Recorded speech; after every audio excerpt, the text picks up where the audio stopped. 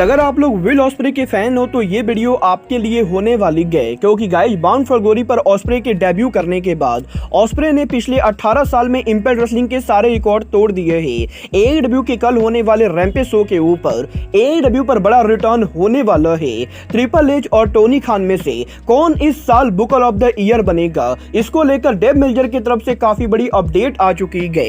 AEW player कब तक काम करेंगे ये चीज भी फाइनली कंफर्म हो चुकी है। एईडब्ल्यू में डेविल मास्क के पीछे कौन सा रेसलर है, इसको लेकर काफी बड़ी अपडेट आ रही है। तो गाइस वहीं सीएम पंक के डब्ल्यूडब्ल्यूई पर रिटर्न को लेकर बात करने के बाद अब सीएम पंक के रिटर्न के कैंसिल होने को लेकर रेसलिंग ऑब्जर्वर की तरफ से काफी बड़ी अपडेट आ चुकी है। तो गाइस चलिए बिना किसी देरी के शुरू करते हैं इस वीडियो को, और सबसे पहले बात करेंगे विल ऑस्प्रे की। ये बात तो हम सभी लोगों को मालूम है, इंपैक्ट रेसलिंग के biggest pay per view bound for glory के ऊपर करीबन 8 सालों के बाद विल ऑस्प्रे ने इंपैक्ट रेसलिंग पर उनका रिटर्न किया था। और गाइस इंपैक्ट रेसलिंग के bound for glory paper view के ऊपर विल ऑस्प्रे ने उनके डेब्यू मैच के अंदर माइक बेली को फेस किया था। और गाइस अगर आप लोग को याद होगा तो गाइस आप लोग को जरूर मालूम होगा कि मैंने जब ये वीडियो का रिकॉर्ड किया था तो उस समय मैंने ये बात कही थी कि ऑस्प्रे का ये वाला मैच 5 स्टार रेटिंग डिजर्व करता है। और गाइस अब फाइनली विल ऑस्प्रे के इस मैच की रेटिंग सामने आ चुकी है। और guys wrestling observer Dave Meltzer की तरफ से इस मैच को 5.25 रेटिंग दी गई है। और गाइस ये मैच इंपैक्ट रेसलिंग के अंदर पहला 5 स्टार रेटिंग को क्रॉस करने वाला मैच बन चुका है। और मजेदार बात तो ये है कि इंपैक्ट रेसलिंग में आखिरी टाइम जब कोई 5 स्टार मैच हुआ था तो गाइस वो मैच 2005 के अंदर हुआ था, जिस मैच के अंदर समोआ जो, एजे स्टाइल और क्रिस्टोफर डेनियल शामिल थे। और गाइस वो मैच 2005 के अंदर इंपैक्ट का पहला 5 स्टार मैच था। और गाइस उसके बाद पिछले 18 सालों के अंदर इंपैक्ट रेसलिंग के किसी भी मैच को 5 स्टार रेटिंग नहीं मिली थी। बट गाइस अब फाइनली करीबन 18 सालों के बाद विल ऑस्प्रे के डेब्यू मैच के ऊपर ही इंपैक्ट रेसलिंग को उनका पहला 5 स्टार मैच मिल चुका है। और मजेदार बात तो ये है कि ये मैच ना कि सिर्फ 5 स्टार रेटिंग पा चुका है, बल्कि इस मैच ने 5 स्टार रेटिंग को क्रॉस कर दिया है। देखना बहुत ही दिलचस्प होने वाला है कि ऑस्प्रे के डेब्यू के ऊपर ही इंपैक्ट रेसलिंग में 18 साल पुराने रिकॉर्ड के टूट जाने के बाद विल ऑस्प्रे इंपैक्ट रेसलिंग में आगे क्या कुछ करते गए। क्योंकि गाइस अगर आप लोग को नहीं मालूम है तो मैं आप लोग को बता दूं, इस समय इंपैक्ट रेसलिंग यूनाइटेड किंगडम के अंदर उनके लाइव इवेंट कर रही है। और कल यहां पर इंपैक्ट रेसलिंग के टर्निंग पॉइंट पेपर व्यू के ऊपर विल ऑस्प्रे यूके के अंदर इंपैक्ट रेसलिंग के शो पर रेसल करेंगे, जहां पर कल यूके में इंपैक्ट रेसलिंग के टर्निंग पॉइंट पेपर व्यू के ऊपर विल ऑस्प्रे यहां पर impact wrestling superstar Eddie Edwards को फेस करने वाले हैं। देखना बहुत ही दिलचस्प होने वाला है कि बाउंड फॉर ग्लोरी पर विल ऑस्प्रे के 5 स्टार क्लासिक मैच के बाद कल यहां पर यूके में इंपैक्ट रेसलिंग के टर्निंग पॉइंट के ऊपर एडी एडवर्ड्स और ऑस्प्रे का मैच कैसा होता है। बट गाइस चलिए फिलहाल आगे बात करते हैं एईडब्ल्यू के कल होने वाले रैम्पेज शो की।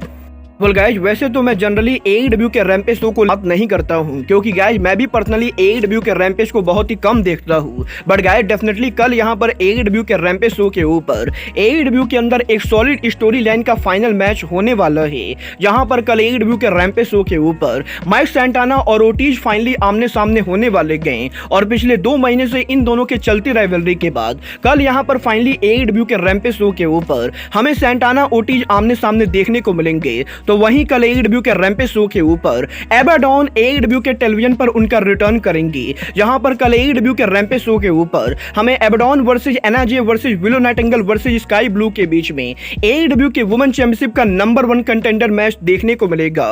तो गाइज वहीं एईडब्ल्यू के रैम्पेज शो के ऊपर कल यहां पर कोनोसुके ताकेशिता एक्शन में होंगे, जो काइल फ्लेचर को फेस करेंगे। और इसके साथ साथ ओमेगा के एमजेएफ को चैलेंज करने के बाद कल यहां पर केनी ओमेगा और एमजेएफ के आमने सामने हमें प्रोमो देखने को मिलेगा। बट गाइज इसके साथ साथ कल एईडब्ल्यू के रैम्पेज शो के ऊपर एईडब्ल्यू के ऊपर आरओएच की सुपरस्टार मार्क बिस्को एईडब्ल्यू पर उनका रिटर्न करने वाले गए। और गाइज करीबन 6 महीनों तक एईडब्ल्यू से इंजर्ड रहने के बाद कल यहां पर एईडब्ल्यू के रैम्पेज शो के ऊपर आप लोगों को मार्क बिस्को का शॉकिंग रिटर्न देखने को मिलेगा।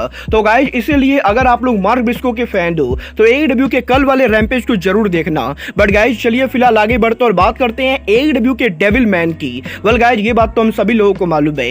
एडब्ल्यू के इस हफ्ते डायनामाइट के ओपनिंग पर एमजेएफ के प्रोमो सेगमेंट के बाद हमें यहाँ पर डेविल देखने को मिला था और गाइज बहुत सारे लोग इस चीज को स्पेकुलेट कर रहे गए कि एडब्ल्यू के अंदर ये डेविल कौन है। वेल ये बात तो मैंने आप लोग को पहले भी काफी बार कही गई कि एडब्ल्यू के अंदर ये डेविल और कोई नहीं बल्कि एडम कोल है। गाइज यहीं इस हफ्ते जब एडब्ल्यू के डायनामाइट शो के ऊपर हमें यहाँ पर डेविल एक बार फिर से देखने को मिला तो गाइज यहीं डेविल और एडम कोल की एक वीडियो सोशल मीडिया पर काफी ज्यादा वायरल हो रही है।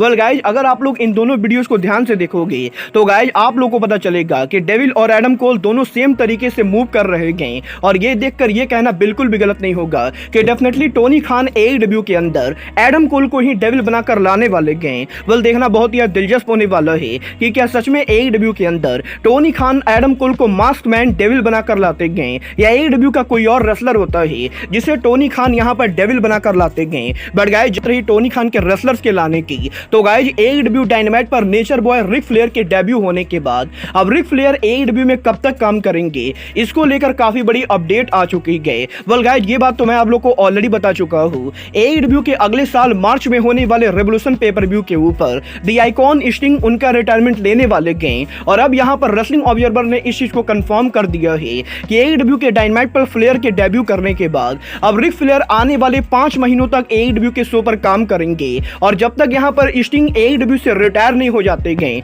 तब तक यहाँ पर रिक फ्लेयर रेगुलरली एडब्ल्यू पर काम करने वाले गए और जब यहाँ पर मार्च के अंदर यहाँ पर स्टिंग उनका रिटायरमेंट लेंगे तो गाइस स्टिंग के रिटायर होने के बाद रिक फ्लेयर भी एडब्ल्यू के टेलीविजन से जाने वाले गए। वेल देखना बहुत ही दिलचस्प होने वाला है कि आने वाले 5 महीने टोनी खान रिक फ्लेयर को कैसे यूज करते गए। बट गाइस चलिए फिलहाल आगे बढ़ते और बात करते हैं एडब्ल्यू के Booker of the year award की।